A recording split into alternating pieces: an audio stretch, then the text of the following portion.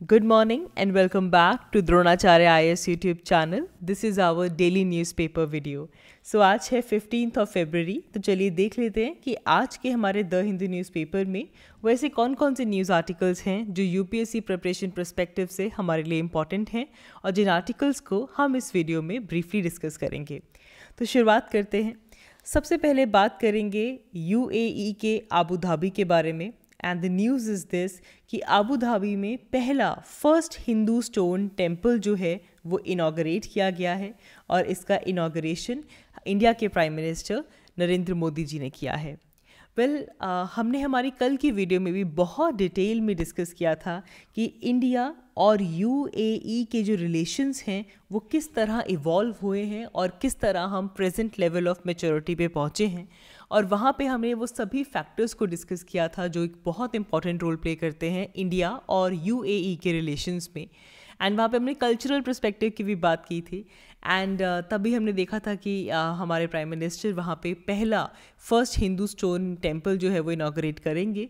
तो कल जो इनॉग्रेशन है वो कंप्लीट हो चुका है। तो एक काफ़ी बड़ा स्टेप है अगर हम बात करें, क्योंकि एक हमारे शेयर्ड हेरिटेज को लेकर यूएई के अंदर एक मंदिर का इनॉग्रेशन होना और पीएम मोदी का करना, it's a positive step when it comes to India and UAE relations. तो कुछ और इसकी डिटेल्स देख लेंगे। इसके अलावा हम इकोनॉमी की बात कर लेते हैं। कुछ दिन पहले हमने रिटेल इन्फ्लेशन की बात की थी, कंज्यूमर प्राइस इन्फ्लेशन की बात की थी, और इंडेक्स ऑफ इंडस्ट्रियल प्रोडक्शन भी हमने देखा था कि किस तरीके से हमारे पास ट्रेंड आ रहा है। आज हम बात करेंगे होल सेल इन्फ्लेशन की, कि अगर हम जनवरी की बात करें तो जनवरी मंथ में पिछले 3 महीनों के कंपैरिजन में सबसे लोवेस्ट होल सेल प्राइस की जो इन्फ्लेशन है वो जनवरी में रिकॉर्ड की गई है। पहले दिसंबर में 0.73% की इन्फ्लेशन थी, लेकिन जनवरी में ये डिक्रीज़ होकर 0.27% हो गई है। तो पिछले 3 महीने का ये लोवेस्ट जो है वो ट्रेंड है जो कि जनवरी में हुआ है। तो इसकी डिटेल्स देख लेंगे। इसके अलावा हम बात करेंगे इंटरनेशनल पर्सपेक्टिव से इम्पॉर्टेंट इवेंट के बारे में। तो हम देख रहे हैं कि रशिया और यूक्रेन के बीच में जो कॉन्फ्लिक्ट 2 साल पहले शुरू हुआ था, it's still on going. And किस तरह अभी रशिया के अंदर इलेक्शंस होने वाले हैं और रशिया की अब ये कोशिश है that they want to portray कि अब सब कुछ नॉर्मल है, ज़्यादा एट्रॉसिटीज़ नहीं कर रहा है रशिया। लेकिन on the other hand Ukraine जो है वो बार बार रशिया को अपसेट कर रहा है, रशिया के डिफरेंट एरियाज़ के ऊपर अटैक्स कर रहा है। कभी ड्रोन अटैक की हम बात कर रहे थे, just to remind everybody and to show that no the conflict is still going on. तो उसी की झलक फिर आई है ब्लैक सी के अंदर। यूक्रेन ने रशिया की एक वॉरशिप को डिस्ट्रॉय किया है। एंड ब्लैक सी देख लेंगे जिस एरिया की ये बात है, बिकॉज वैसे भी ये जो यहाँ पे जो वाटर बॉडीज़ हैं ये हमारे प्रीलिम्स पर्सपेक्टिव से बहुत इंपॉर्टेंट है। अक्सर डायरेक्ट क्वेश्चन हम यहाँ से एक्सपेक्ट कर लेते हैं। इसके अलावा हमारे पास इन्वायरमेंट एंड इकोलॉजी पर्सपेक्टिव से भी एक इम्पॉर्टेंट टॉपिक आया है, जहाँ पे हम एक लिविंग फॉसिल के बारे में बात करेंगे। Basically American horse shoe crab, उसे लिविंग फॉसिल कहा जाता है, ठीक है। एंड क्यों कहा जाता है, क्या फीचर्स हैं इस हॉर्स शू क्रैब के, इस लिविंग फॉसिल के, एंड क्यों कहा जा रहा है कि इसको प्रोटेक्ट करने की ज़रूरत है, ये सारी चीज़ें हम यहाँ पे देखेंगे। और लास्टली आज हमारे पास कुछ ग्राफ्स आए हैं न्यूज़पेपर में जो कि इकोनॉमी की हेल्थ को शो करते हैं। Different graphs economic situation show कर रहे हैं, स्पेशली कि प्री पैंडमिक लेवल से अगर हम कंपेयर करें तो आज की हमारी जो ग्रोथ है या फिर जो हेल्थ है वो कैसी नज़र आ रही है। तो इन ग्राफ्स को भी हम इस वीडियो में कवर करेंगे। So let's begin with our first article, जो कि आबू धाबी में हमारे India first Hindu stone temple की इनॉग्रेशन के बारे में है। तो yes, PM Modi has inaugurated the Abu Dhabi's first Hindu stone temple. और इस इनॉग्रेशन के दौरान इस टेम्पल को कहा गया कि ये टेम्पल सिर्फ एक टेम्पल नहीं है, ये एक सिंबल है इंडिया। और अगर हम यूएई की बात करें तो हमारे बीच में फर्स्ट ऑफ ऑल ये हमारे शेयर्ड हेरिटेज का सिंबल है, शेयर्ड हेरिटेज का सिंबल है। और even it shows the symbol of humanity, it shows the symbol of humanity। और साथ ही में पीएम मोदी ने थैंक्स किया यूएई गवर्नमेंट का कि उनकी वजह से एक गोल्डन चैप्टर जो है वो उसकी शुरुआत हो गई है। इसे कम्युनल हार्मनी का सिंबल बताया गया, इसे ग्लोबल यूनिटी का सिंबल बताया गया कि ये अपने आप में एक बहुत बड़ा स्टेप है। ठीक है, अब देखिए प्रीलिम्स पर्सपेक्टिव से एक पॉइंट नोट कर लीजिए। अब ये तो सबको पता चल गया कि आबू धाबी में ये आपका टेम्पल इनॉग्रेट किया गया है। कुछ 27 एकर्स के एरिया में ये टेम्पल बनाया गया है। और आबू धाबी में भी एक जगह है जिसका नाम है आबू मेरिका। आबू मेरिका, यहाँ पे इसे डेवलप किया गया है। ठीक है, एंड कुछ 700 करोड़ की रकम से ये जो टेम्पल है ये वहाँ पे बनाया गया है। तो अपनी स्पीच के दौरान पीएम मोदी ने ऑफ कोर्स राम टेम्पल की भी बात की, जो अयोध्या में अभी कुछ दिन पहले इनॉग्रेट हुआ है। और उसके बाद अब यूएई के अंदर एक फर्स्ट हिंदू स्टोन टेम्पल का इनॉग्रेशन होना, तो इन दोनों चीज़ों को पीएम मोदी ने वहाँ पे अपनी स्पीच में मेंशन किया। तो इसके अलावा देख लेते हैं इकोनॉमी पर्सपेक्टिव से, बात करते हैं होल सेल प्राइस इंडेक्स के बारे में। ना सबसे पहले हमें ये पता होना चाहिए कि अगर हम होल सेल प्राइस इंडेक्स बोलते हैं तो ये इंडेक्स क्या रिफ्लेक्ट करता है, what exactly is wholesale price index. पहले हमें अगर ये पता होगा तभी हम समझ पाएंगे कि इसकी इम्प्लीकेशन हमारे इकोनॉमी पर्सपेक्टिव से क्या है। देखिए होल सेल प्राइस इंडेक्स में अब देखो यहाँ पे क्या किया जाता है कि जो गुड्स हैं उनके प्राइसेस में कितना चेंज आ रहा है, वो इंक्रीज हो रहे हैं या डिक्रीज हो रहे हैं, इनको मेजर किया जाता है। Just like the consumer price index. फ़र्क क्या है, ऐसे गुड्स जो कि बल्क के अंदर सोल्ड किए जाते हैं, बल्क के अंदर ट्रेड किए जाते हैं, और कौन करता है, इनको होल सेल बिजनेसेस करते हैं। एक बिजनेस से दूसरे बिजनेसेस की तरफ जो होल सेल के अंदर सेलिंग और परचेजिंग होती है, जो ट्रेड होता है, उसके प्राइसेस में कितना चेंज आ रहा है होल सेल लेवल पर, उसे कहा जाता है, उस चेंज को रिकॉर्ड किया जाता है in the wholesale price index. पहली बात, ठीक है, सबसे पहली बात। दूसरी जो हमारी प्रीलिम्स पर्सपेक्टिव से इंपॉर्टेंट है वो ये है कि इस होल सेल प्राइस इंडेक्स को पब्लिश कौन करता है। तो याद रखेंगे कि हमारी जो ministry of commerce and industry है, इनके अंडर एक ऑफिस है which is your office of economic adviser. याद रखेंगे, office of economic adviser under the ministry of commerce and industry इस इंडेक्स को पब्लिश करते हैं। एंड ये काफ़ी वाइडली इस इंडेक्स को यूज़ किया जाता है। इन्फ्लेशन कितनी है, कैसा चेंज आ रहा है, क्या ग्राफ चल रहा है इन्फ्लेशन का, ये समझने के लिए इसे बहुत कॉमनली यूज़ किया जाता है। लेकिन अगेन वापस ये चीज़ ज़रूर नोट करो कि ये होल सेल प्राइसेस की बात करता है। अब क्या है कि यहाँ से जो हमारे पास रीडिंग्स आती है ना, ये शो नहीं करती कि जनरल पब्लिक कितनी इन्फ्लेशन फेस कर रही है, क्योंकि यहाँ पे तो होल सेल प्राइसेस की बात हो रही है। We don't buy products at wholesale price, हम तो रिटेल प्राइस के ऊपर चीज़ें खरीदते हैं। तो इसीलिए जब कंज्यूमर की बात आती है कि कंज्यूमर कितनी इन्फ्लेशन फेस कर रहा है, तो तब अलग से कंज्यूमर प्राइस इंडेक्स निकाला जाता है जो कि रिटेल इन्फ्लेशन की बात करता है। लेकिन जो होल सेल प्राइस इंडेक्स है, ये होल सेल प्राइसेस के ऊपर कितनी इन्फ्लेशन है ये उसे इंडिकेट करता है। ये बात क्लियर हो गई। अच्छा, उसके अलावा देखो आप ये बात जानते हो कि जब भी ऐसे इंडेक्सेस आते हैं ना, तो बेस ईयर बहुत इंपॉर्टेंट हो जाता है। याद रखेंगे कि हमारे होल सेल प्राइस इंडेक्स का जो बेस ईयर है जिससे तुलना की जाती है, दैट इज़ 2011 एंड 12। ठीक है, 2017 में इस बेस ईयर को रिवाइज़ किया गया था। इससे पहले 2004 और 2005 को बेस ईयर रखा गया था, लेकिन वे 2017 में इसे चेंज किया, इसे रिवाइज़ किया टू 2011 एंड 12। तो बेस ईयर कितना है, 2011 एंड 12 याद रखेंगे। ठीक है, अब यहाँ पे क्या है, कमोडिटीज़ को अलग अलग कैटेगरीज में डिवाइड किया जाता है। जैसे आपके पास प्राइमरी आर्टिकल्स आ जाते हैं जिसमें फूड आर्टिकल्स आ जाएंगे, जैसे कि आपके cereals, paddy, wheat, milk, egg, ये सब फूड आर्टिकल्स हैं। आपके नॉन फूड आर्टिकल्स में ऑयल सीड्स आ जाते हैं, मिनरल्स, पेट्रोलियम, ये सब प्राइमरी आर्टिकल्स हैं। उसके अलावा जाता है फ्यूल एंड पावर, जिसमें आपका एलपीजी, आपका पेट्रोल, आपका डीजल, ये सब आ जाता है। प्राइमरी आर्टिकल्स में क्रूड पेट्रोलियम आता है। फ्यूल एंड पावर के अंदर आपका जो आप हाई स्पीड डीजल यूज़ करते हैं, जो पेट्रोल यूज़ करते हैं, एलपीजी यूज़ करते हैं, वो फ्यूल एंड पावर में आता है। इसके अलावा फिर मैन्युफैक्चरिंग प्रोडक्ट्स देखे जाते हैं एंड इसके अलावा इस पूरे इंडेक्स को कंपाइल किया जाता है। ठीक है, तो ये अगर हमें बेसिक बात समझ में आ गई, अब देखते हैं कि ये न्यूज़ हमें क्या बता रही है। इस न्यूज़ में ये कहा गया है कि अगर हम जनवरी की बात करें तो जनवरी में होल सेल प्राइसेस की जो इन्फ्लेशन है इट हैज़ ईज डाउन और ये 0.27 पे रिकॉर्ड की गई है। इससे पहले दिसंबर में ये 0.73% थी। ठीक है, और इसमें सबसे बड़ा आप एक चीज़ देखिए कि जो मैन्युफैक्चर्ड प्रोडक्ट्स हैं उनके प्राइसेस काफ़ी ड्रॉप हुए हैं, उनके प्राइसेस 1.1% से ड्रॉप हुए हैं।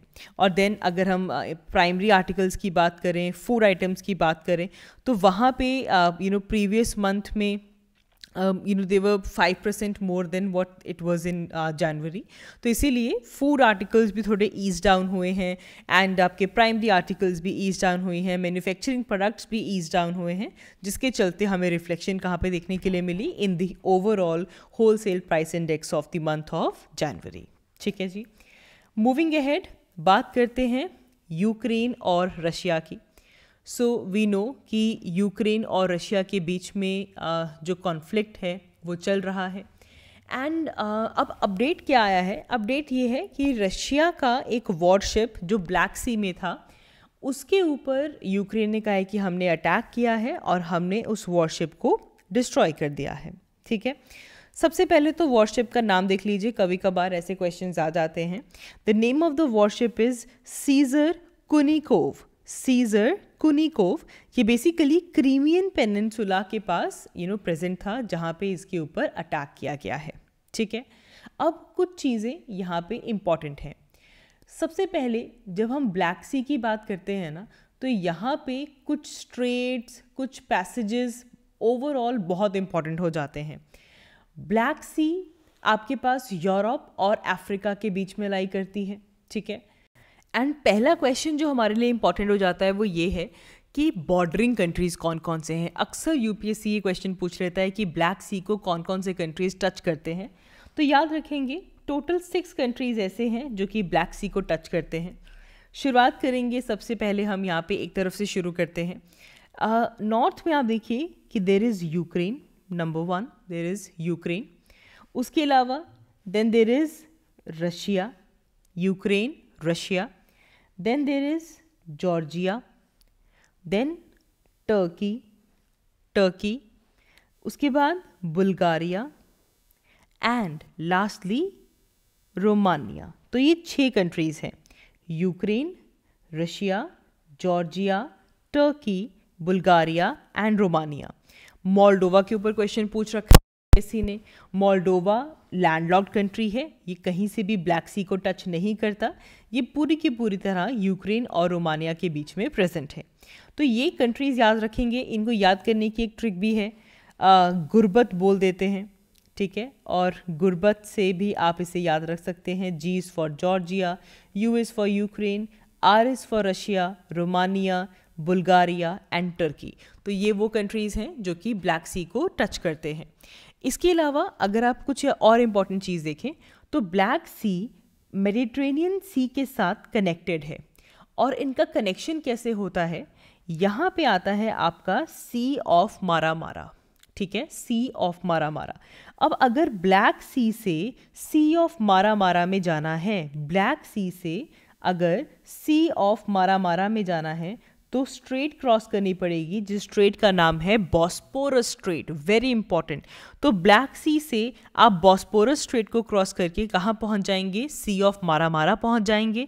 फिर सी ऑफ मारा मारा के बाद आपको क्रॉस करनी पड़ेगी डार्डेनल स्ट्रेट, और डार्डेनल स्ट्रेट क्रॉस करके आप पहुँच जाएंगे मेडिटेरेनियन सी। तो ब्लैक सी से बॉस्पोरस स्ट्रेट, बॉस्पोरस स्ट्रेट से कहाँ पहुँच गए, सी ऑफ मारा मारा। सी ऑफ मारा मारा के बाद क्रॉस करोगे डार्डेनल स्ट्रेट और फिर कहाँ पहुँच जाओगे, मेडिटेरेनियन सी। ठीक है, ये एक बहुत इंपॉर्टेंट पर्सपेक्टिव है, याद रखिएगा। और इसके ऊपर भी बिल्कुल नॉर्थ में आता है sea of Azov, sea of Azov, और ये है आपका क्रीमियन पेनिनसुला। यहाँ से आप कहाँ आ सकते हैं, ब्लैक सी, और इसके लिए आपको क्रॉस करनी पड़ती है straight of creche, straight of creche. ठीक है, तो ये कुछ बातें रेड सी के बारे में आपको क्लियर होनी चाहिए। आगे बढ़ते हैं, बात करते हैं लिविंग फॉसिल्स के बारे में। Here we are talking about American horseshoe crab. तो ये न्यूज़ में क्यों है, सबसे पहले ये समझते हैं। तो यूएस गवर्नमेंट में कुछ एनवायरमेंटल ग्रुप्स ने पिटिशन किया है कि जो एंडेंजर्ड स्पीशी है अमेरिकन हॉर्सशू क्रैब, इन्हें प्रोटेक्शन को दिया जाए, इनको एंडेंजर्ड स्पीशी की प्रोटेक्शन जो है वो प्रोवाइड की जाए, ताकि जो प्रेजेंट थ्रेट्स ये फेस कर रहे हैं, जैसे कि कमर्शियल हार्वेस्ट कहीं पे हो रहा है, इनको बेट किया जाता है, बायोमेडिकल यूजेस के लिए लिया जाता है, और प्लस क्लाइमेट चेंज और हैबिटेट लॉस की वजह से ये जो अमेरिकन हॉर्सशू क्रैब है ये लगातार इनके ऊपर खतरा है और ये इनकी पॉपुलेशन जो है वो डिक्लाइन हो रही है। तो इसीलिए इनको एक एंडेंजर्ड स्पीशी की प्रोटेक्शन जो है वो प्रोवाइड की जाए। This was something which was petitioned over here. तो देखिए, ये जो हॉर्सशू क्रैब है ये बेसिकली एक मेरीन या फिर ब्रैकिश वाटर का आर्थ्रोपोड है, एंड इसे कहा जाता है कि ये एक लिविंग फॉसिल है। लिविंग फॉसिल इसलिए कहते हैं क्योंकि ये अर्थ के ऊपर मोर देन 300 मिलियन ईयर्स से है। सो इसका मतलब it is even older than the dinosaurs, ठीक है।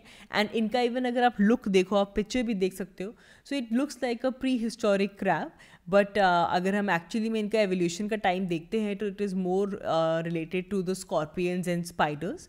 सो क्योंकि ये मोर देन 300 ईयर्स से यहाँ पे हैं, तो इसीलिए इनको लिविंग फॉसिल कहा जाता है, ठीक है। सो थ्रेट्स काफ़ी ज़्यादा ये फेस कर रहे हैं, डे बाय डे इनकी जो पॉपुलेशन है वो डिक्रीज़ हो रही है। एंड इवन इंडिया के अंदर भी कुछ साल पहले, I think last year only, Orissa government ने भी ये कहा था कि उनको रोबस्ट प्रोटेक्शन मैकेनिज्म लेकर आना होगा, नहीं तो जो हॉर्सशू क्रैब्स हैं वो एक्सटिंक्ट हो जाएंगे। क्योंकि जिस तरह की फ़िशिंग प्रैक्टिसेस की जा रही हैं उसका भी एक बड़ा थ्रेट हॉर्सशू क्रैब्स के ऊपर है। तो इसीलिए इंडिया में भी इसकी बात हो रही है, और सेम जो डिमांड है वो यूएस में भी रेस की गई है, क्योंकि इनको ओवर हार्वेस्ट किया जाता है एज अ फूड के लिए, बेट के लिए, बायोमेडिकल टेस्टिंग के लिए, एंड जिसकी वजह से इनका जो थ्रेट है ये काफ़ी ज़्यादा वल्नरेबल हो चुके हैं, ठीक है। तो इनको मेडिकल यूज़ के लिए क्यों यूज़ करते हैं, ये चीज़ ज़रूर याद रखो कि ये जो हॉर्सशू क्रैब है ना, इसका बहुत ही ब्राइट ब्लू कलर का ब्लड होता है। तो इनको यूज़ किया जाता है वैक्सीन्स टेस्ट करने के लिए, ड्रग्स टेस्ट करने के लिए, एंड इवन मेडिकल डिवाइसेस को टेस्ट करने के लिए, जस्ट टू इंश्योर कि they are not contaminated with any dangerous bacterial toxin, ठीक है। तो उनके जो ब्लड है उसके अंदर एक स्पेशल क्लॉटिंग एजेंट होता है, तो वो डिटेक्ट कर लेता है अगर कोई ऐसा टॉक्सिन प्रेजेंट होता है। तो इसी प्रॉपर्टी को यूज़ करते हुए इनको बायोमेडिकल प्रोडक्ट्स की सेफ्टी के लिए बहुत ज़्यादा यूज़ किया जाता है। लेकिन 1970s से ये जो प्रैक्टिस है वो चलती आ रही है, ठीक है। So every year the pharmaceutical companies they are testing their products on the horseshoe crabs, they bleed them, and ये टेस्ट करके उनको वापस ओशन में रिटर्न कर देते हैं, and after which many of these crabs they die. तो अभी याद रखेंगे कि जो अमेरिकन हॉर्सशू क्रैब है it is listed as vulnerable, ठीक है। एंड इसको लेकर ये डिमांड हो रही है कि इसको एंडेंजर्ड स्पीशी की जो कैटेगरी है उसमें डालना चाहिए, ठीक है जी। मूविंग अहेड, लास्टली हमारे पास आज कुछ ग्राफ्स हैं जो कि हमारी इकोनॉमी की जो हेल्थ है उसे शो करने के लिए दिए गए हैं। मेन डिस्कशन क्या है यहाँ पे, मेनली हमें ये बताया जा रहा है कि पैंडेमिक के बाद हमारी इकोनॉमी के ऊपर क्या इफ़ेक्ट आया है, पैंडेमिक के बाद हमारी इकोनॉमी के ऊपर क्या इफ़ेक्ट आया है in terms of the confidence in our economy. तो सबसे बड़ी चीज़ तो यहाँ पे ये है कि अगर अर्बन कंज्यूमर्स की बात करें जो पहले इंडियन इकोनॉमी को लेकर काफ़ी पेसिमिस्टिक थे, उनका जो नंबर है वो डिक्लाइन हुआ है अगर जनवरी 2024 की बात करें, because less than half of them are saying that कि इंडिया की जो इकोनॉमिक सिचुएशन है वो पिछले साल के कंपैरिजन में वर्सन अप हो गई है, ठीक है। तो इसी को शो करते हुए कि कितना हमारे पास ये सही है या नहीं, कुछ ग्राफ्स हैं, इनको एक बेसिक आइडिया से समझ लेते हैं। सबसे पहला हमारा ये जो ग्राफ है ये हमें शो करता है कि रिस्पॉन्सेस कैसे रहे हैं from reserve bank of India, ठीक है। एंड यहाँ पे उनका कमेंट पूछा गया कि उनका करंट परसेप्शन क्या है इकोनॉमी को लेकर। तो 40% of people they have said कि जो इकोनॉमिक सिचुएशन है it has worsen up, and अभी हम पैंडमिक के बाद सबसे लोएस्ट फेज में हम राइट नाउ हैं, ठीक है। And even there are 37.5% who said कि नहीं इकोनॉमिक सिचुएशन जो है वो इम्प्रूव हो चुकी है and we have improved than the pandemic situation. तो आपको भी यहाँ पे एक मिक्स्ड रिस्पॉन्स देखने के लिए मिल रहा है। कुछ कह रहे हैं कि हम लोएस्ट पॉइंट पे हैं, कुछ कह रहे हैं कि नहीं we are improving and we have figures which are even ahead of the pandemic times. ठीक है, उसके अलावा कुछ रिस्पोंडेंट्स ऐसे थे हु आर स्टिल पेसिमिस्टिक। अगर उनको एम्प्लॉयमेंट के बारे में पूछा जाए तो 50% ने कहा है कि येस अगर हम देखें तो एम्प्लॉयमेंट के अंदर भी प्रोग्रेस हुई है, लेकिन ऑफ कोर्स 2019 के बाद इकोनॉमिक स्लो डाउन होता है एंड लेकिन उसके बाद अभी ये पर्सपेक्टिव था कि नहीं इकोनॉमिक स्लो डाउन होने के बाद भी जो एम्प्लॉयमेंट है वो मिल रही है। But again there are 41.3% respondents who have said कि नहीं भाई एम्प्लॉयमेंट का जो सिनेरियो है ये भी वर्सन अप हुआ है। सिमिलरली इनकम लेवल्स की बात की गई तो इनकम लेवल्स को भी कहा गया कि इनकम भी डिक्रीज़ हुई है। उसके अलावा प्राइस लेवल की बात की, इनकम डिक्रीज़ हुई है लेकिन जो प्राइस है वो इंक्रीज़ हुआ है। देख रहे हैं आप, प्राइस इंक्रीज़ हुआ है, इनकम डिक्रीज़ हुई है।